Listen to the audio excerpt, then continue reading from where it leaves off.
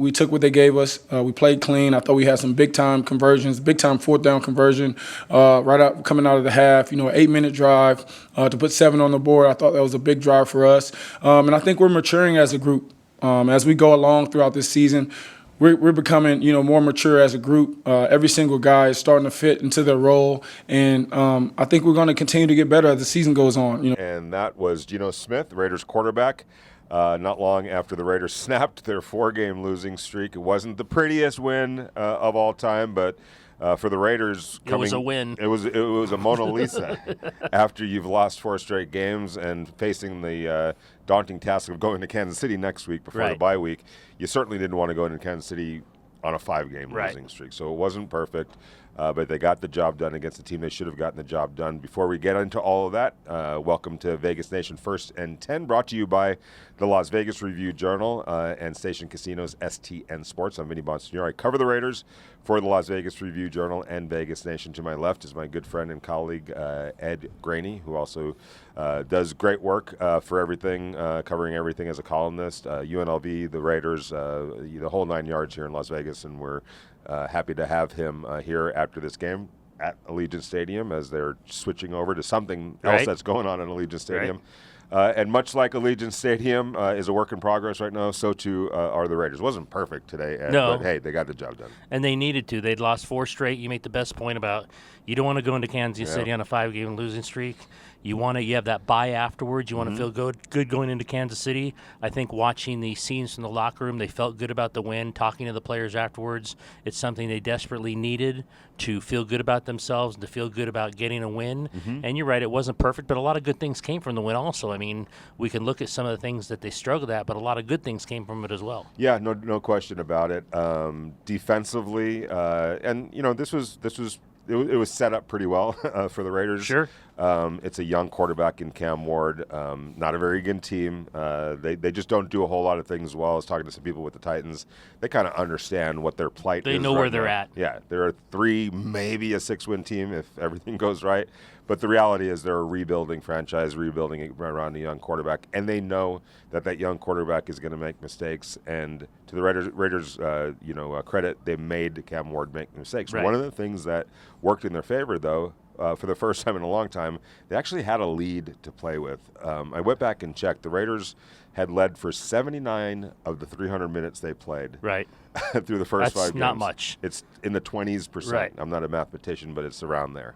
And it's good for the defense to have that. It's really good for the defense to be playing from the front. Right. And the defensive players said that afterwards. It has not been that way most of this year, and they needed that to perform as they did. Because teams play differently when they are playing from behind, right? They can control with the running game. They can throw shorter passes. Well, when you fall behind by 2 scores, as the Titans did against the Raiders, now you got to throw it a little bit deeper. You got to try to make up ground.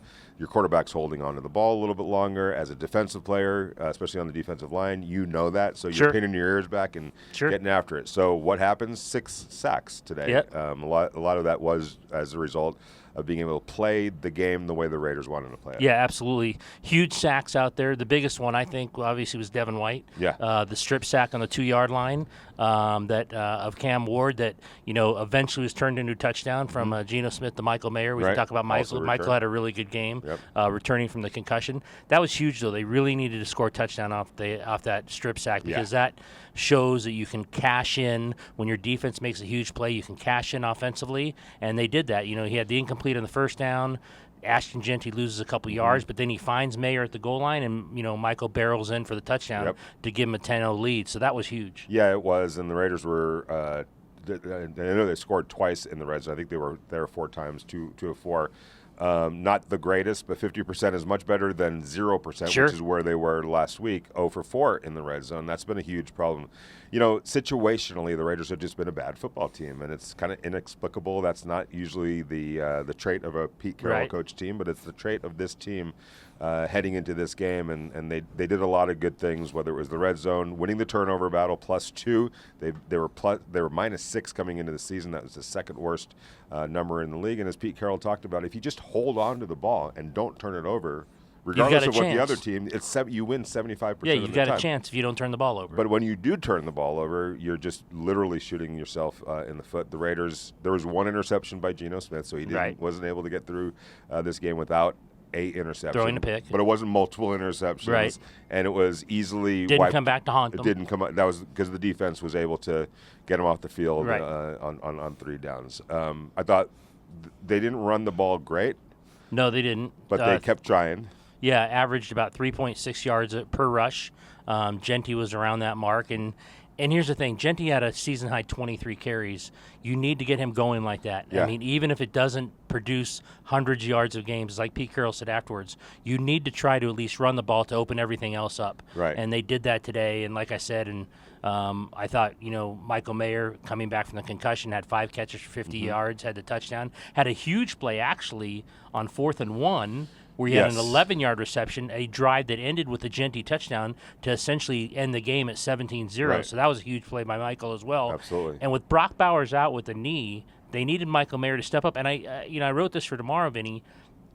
It was important that it happened, but I really think it was important for Michael Mayer. Bowers has come in and has been a star overnight because he's a fantastic talent. There's no question about that. But Michael Mayer was kind of, I think, in a way, lost there. Marginalized. Marginalized. What was his real role on this team? Mm-hmm. So to come out and have a game like today, he was so happy afterwards, talking in the locker room, 5 catches, 50 yards, like I said, the touchdown. That was big for his confidence. So, whether Bowers plays next week before the bye or not, I think it's important to get Mayer this kind of confidence. I agree, and it will be interesting to see how they handle Brock Bowers, by the way. He missed his 2nd straight game today. Remember, he had played through the knee injury that he suffered in the season opener and didn't play well. Not that he didn't play well. He just wasn't the same. Yeah, exactly. So now he's gotten 2 weeks off. It'll be interesting to see how they handle that, because if he's close, if he could sneak a win, I'm just saying, if he could sneak a win in Kansas City with Brock Bowers, then give him 2 weeks off because he's got the bye week. Especially after you win this game, I wonder if it changes how they may approach that Sunday game. That's a story for another day. But I'm with you. I think Michael Mayer having a nice game was good for him. It was good, It's good for the Raiders. Yeah, it absolutely was. We're going to take a quick break. We're going to go to, we normally do this during the week, but we've got Chuck Esposito and Heidi Fang. Heidi Fang is with the Review Journal, obviously, and Chuck Esposito is the race and sports book director over at Station Casinos STN Sports. And they're going to talk about Monday Night Football. Take it away. And joining us now here on the First and 10 podcast, we have the race and sportsbook director from Station Casinos, STN Sports app. That's Chuck Esposito here on the show. Chuck, how are you doing here in week 6? I'm doing great, Heidi. I mean, we've seen so much parity in the league. I mean, week after week, dogs have been barking. I can hear them from my office. I mean, last week we had 6 games where a team was down double digits that came back to win the game. So the more parity, kind of the better for our side of the counter, but it's been kind of a Jekyll and Hyde league for a lot of teams so far through 6 weeks. Monday night, too, a doubleheader. That looks kind of exciting. What kind of fans are you going to be when the Commanders kick off against the Bears? We're going to be Bear fans. I mean, this is a rematch of the Hail Mary last year that really changed the complexion, I think, of both the Commanders and Bears seasons. Commanders have been a little bit banged up. Jaden Daniels should be fine. Looks like no Terry McLaurin. Bears should get a bunch of guys back who've been hurt so far. They lost their first 2 games. They've won 2 in a row now. Definitely a big rematch from what happened last year on that crazy play at the end of the game. And then, of course, we've got Bills-Falcons as well. Bills come off their first loss. Falcons come off a bye. So 2 big games on Monday night. Yeah, and, I was thinking about with the Bills right now at minus 4.5 on the spread. I would have thought maybe a bigger number. Has this one changed a little bit, or is it just kind of what we've seen out of the Bills team not producing? I don't disagree with what you're saying. I think you look at the Bills, and if you rewind 3 weeks ago, they did not cover against Miami on Thursday night. They had that big spread against the Saints 2 weeks ago. They did not cover as well. Then they got beat last week on prime time. So similar to the Eagles, maybe a little bit. We know they're really good. We know they'll be there at the end, but just kind of going through the motions a bit. And Atlanta does come off their bye week. This number has gone up, though. We opened at 3.5. It's gone up to 4.5. My guess is we're still going to be huge Falcon fans when this game kicks off as the early game for Monday night. And there you have it from Chuck Esposito. Don't forget to get in on the action on the STN Sports app. Do you still have that no worry, no wager program going? We still do $50 up to $50 no worry wager. And then, if you can't be at some of these games, come on out to any one of our properties. You got $3 shots, $3 beers, $1.99 margaritas, a lot of fun. But get signed up for SDN Sports with all the football, VGK, Aces, basketball season starting. It's a great time to get signed up for SDN Sports. Not bad. You can get a couple of drinks plus tip, for about $10. That's a good offer in the city. So make sure to get on down to Station Casinos or check out the STN Sports app. For Chuck Esposito, I'm Heidi Fang. Let's head back over to the chat on the First and 10 podcast. By the way, you guys spoke up loud and clear, and we heard it loud and clear. You wanted a discounted price on a Vegas Nation digital subscription, and we are delivering for the next 3 months. You can get a digital subscription to Vegas Nation for 25 cents. Nice. 25 cents? All 3 months. I can afford that. Yes, exactly. I've got it in my pocket right now. Same here. And it's not per month, Ed. It's for the entire 3 months, 25 cents. So that is worth it. It is, absolutely. You'll be able to read Ed's great column on Michael Mayer tomorrow over at VegasNation.com. If you have a subscription, go check out all of our coverage from tonight's game and obviously leading into the week. All you have to do is go to mylvrj.com/nation. That's mylvrj.com/nation and get the next 3 months of a Vegas Nation digital subscription for 25 cents. All right, so again, it wasn't pretty. Geno Smith had an interception. He said after the game he was trying to dirt the ball, left a little bit too much air on it. It got intercepted. And he told Pete Carroll, maybe I need to go jump in a lake or an ocean because the bad luck that's been following me this year with the tip balls and some of the interceptions. But at the very least, he played a relatively clean game, and he didn't have the multiple of interceptions. No, and that's important, and it's important. It's funny because he's such a veteran. He's been around for so long, but even having played that much football, you can lose confidence. Of course. There's no question. It's not just rookies who lose confidence or second-year guys who lose confidence. We talked about Michael Mayer, what he probably went through before a game like this. Geno's a veteran who can lose confidence. He had 9 picks before, today. He was struggling a little, and probably in his own mind. So to come out and have a game like this, manage the game. Right. It wasn't pretty. There's no question about that. But have the touchdown pass to Mayer, and come up with something like that. I think that does him a lot of good. I mean, couple of weeks ago, he also had a nice people third down. Sorry to break you up. He also had a nice third down pass to Trey Tucker. It was a 3rd and 7 that ended up going for 30-some-odd yards. 36. Yeah, so like you're saying. And here's the other thing, Ed. It wasn't like Tennessee was giving him a lot of things downfield. They were strategically, schematically taking that away from him. And not for the first time this year, but for almost an entire game, Geno said, okay, I'm not going to take any chances. I'm going to take what you're giving with me, and was content with that and played a pretty disciplined game as a result. And I think he's smart enough to know, and we've talked about this, who they were playing, what you needed to do to win this game. Look, they just needed to get a win. Yeah. However it happened, 4 straight losses, whoever they were playing didn't matter today. They just needed to get a win. And he played in that manner that do what you have to do to get the win. Yeah. Complete the short passes. Mayer was saying he was the 4th or 5th option on 3rd or 4th option on a lot of these plays that Geno found him on the check downs and the short passes. But look what had happened. It led to a win, and that's they needed it desperately. No question about it. What did you make of Dante Thornton? Didn't even play. No. Yeah, got replaced by Jack Besh. In the starting lineup. Look, that's the way it goes sometimes. And it goes that way for rookies. Yeah. Yeah, absolutely.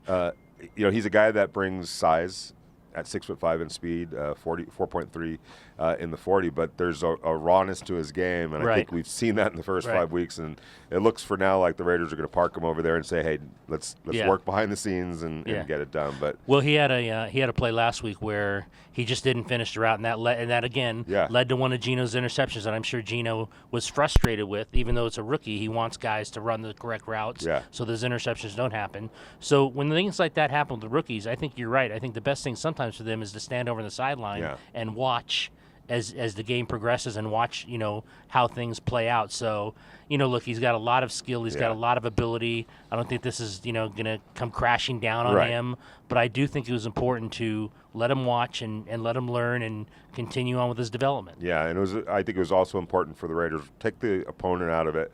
To kind of come up with the formula that they've been looking for, win the turnover battle, do better in the red zone, Don't make any monumental mistakes. For the most part, the special teams was clean today. That's been a huge problem. So, again, the theme is give yourself a chance. Don't shoot yourself in the foot and be your own worst enemy. Speaking of feet, I've got to say, A.J. Cole, with the sprained ankle we saw last week in the locker room.